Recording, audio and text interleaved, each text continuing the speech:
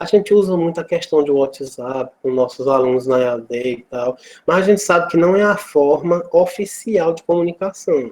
A nossa comunicação ideal é através do cigarro, porque tudo que a gente faz no cigarro fica registrado. Então, é como se a gente tivesse indo para a universidade e marcando presença e respondendo presente para o professor. Então, quando a gente faz uma coisa no cigarro, isso fica registrado no sistema. Tanto que às vezes o aluno reclama, eu tentei fazer tal coisa, não consegui.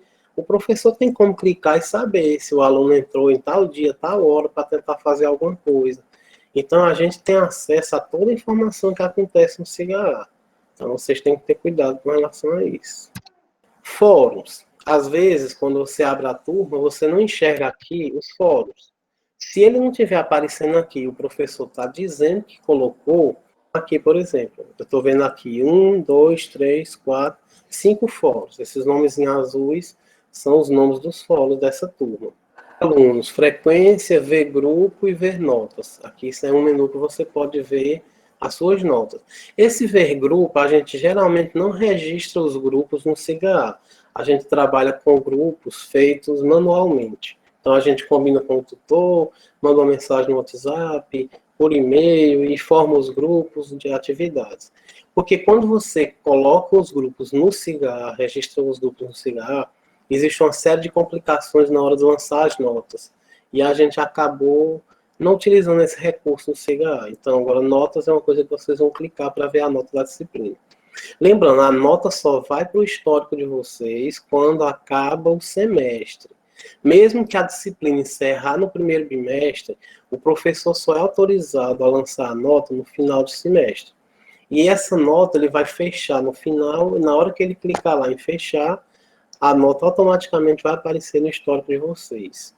O que está aprovado, o que está reprovado. Quando o aluno clica e vê a nota, né, ele vai ver essa imagem aqui, por exemplo. E aí ele vê para a disciplina o nome dele, ele não vê a nota dos colegas, só a dele. E aí ele vai ver o nome dele, o que é a nota, né, na coluna lá do lado direito, e a nota que ele teve naquela atividade. Outros serviços importantes, né, na guia de ensino do aluno. O primeiro aí é a avaliação docente. Toda vez que vai começar um semestre, você só consegue fazer a matrícula se você avaliar os docentes do semestre anterior. Ou seja, você vai avaliar cada professor de cada disciplina no próximo semestre. Aí sim você é autorizado a continuar e fazer sua matrícula. Então isso é obrigatório, não é uma escolha sua. Você precisa avaliar os professores. E isso é importante para a gente acompanhar o desempenho dos professores. Atestado de matrícula. O aluno pode clicar aí para ter uma declaração de matrícula. Está devidamente matriculado, então ele não precisa pedir para a coordenação, são coisas que ele tira no próprio cigarro. Isso é muito bom. Consultar o histórico, que eu já falei, declaração de vínculo, está vinculado aquele aluno ao curso, no semestre tal e tal. E aí o item de matrícula online, que é o que vocês vão clicar sempre que começar um período. Existem dois tipos de matrícula do aluno na universidade. Aquela matrícula que vocês fizeram, que vocês viajaram para um lugar que tinha um campus da UFP, ali se chama matrícula institucional. Foi ali que foi gerado para você o número de matrícula. É a matrícula na instituição. E todo semestre você tem que fazer uma outra matrícula, essa é todo semestre, que se chama matrícula curricular. É a matrícula nas disciplinas daquele semestre. Então, é justamente essa matrícula que você vai clicar aí. Matrícula online é a matrícula curricular. E aí ela vai depender de você já ter avaliado seus professores do semestre passado.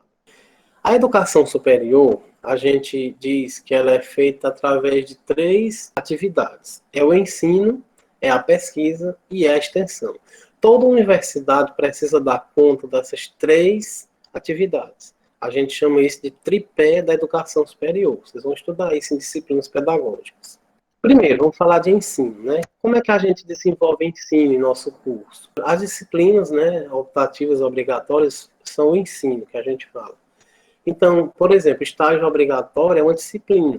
É uma atividade importantíssima no curso. O curso possui 3 disciplinas de estágio. A gente chama de estágio supervisionado obrigatório. É supervisionado porque tem um acompanhamento por parte da gente, do tutor de estágio, do professor, onde você vai estagiar na escola. Então, todo mundo avalia, dá uma nota para você e você vai ter que ser aprovado na disciplina. São 3. A primeira vai ser no 6º período, a segunda no 7º e o 3º estágio vai ser no último período do curso. Cada disciplina dessa vai ter uma carga horária de 135 horas. Você vai ter que ministrar 135 horas dentro da sala de aula? Não. Aí a carga horária da disciplina toda, tem fóruns, ela tem uma série de atividades, preparo de relatório. A carga horária que vocês vão de fato estagiar são 40 horas. A gente geralmente coloca 30 horas para você ministrar de aula, ou seja, 30 aulas, mais 10 horas de atividades extra, que não seja exatamente aula, pode ser uma gincana, uma feira de ciências, etc.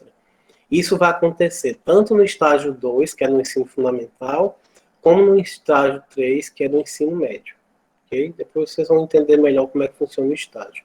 E o estágio, ele tem um momento em que o professor do estágio vai até o polo para conversar com vocês, vocês vão apresentar algumas coisas para eles, falar como é que está o estágio, é bem interessante. As pessoas têm medo do estágio, mas a gente faz da forma mais divertida possível.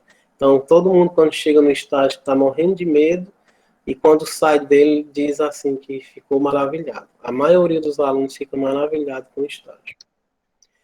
Os encontros presenciais, como eu falei no encontro passado, eles são geralmente um encontro por disciplina, com o professor, que a gente chama de coordenador da disciplina. Esse professor vai até o polo, passa o dia inteiro com a turma. De manhã, geralmente, ele apresenta uma aula teórica, uma revisão, ele tira dúvidas, e à tarde, geralmente, é aula prática.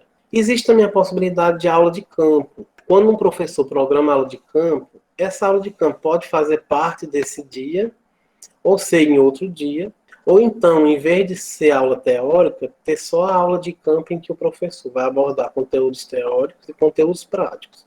É uma outra opção de estratégia do professor. Aí cada professor ele é autônomo para dizer como é que ele vai trabalhar a sua disciplina. A gente dá sugestões baseadas na nossa rotina, no que a gente aconselha para o professor, mas ele tem autonomia total.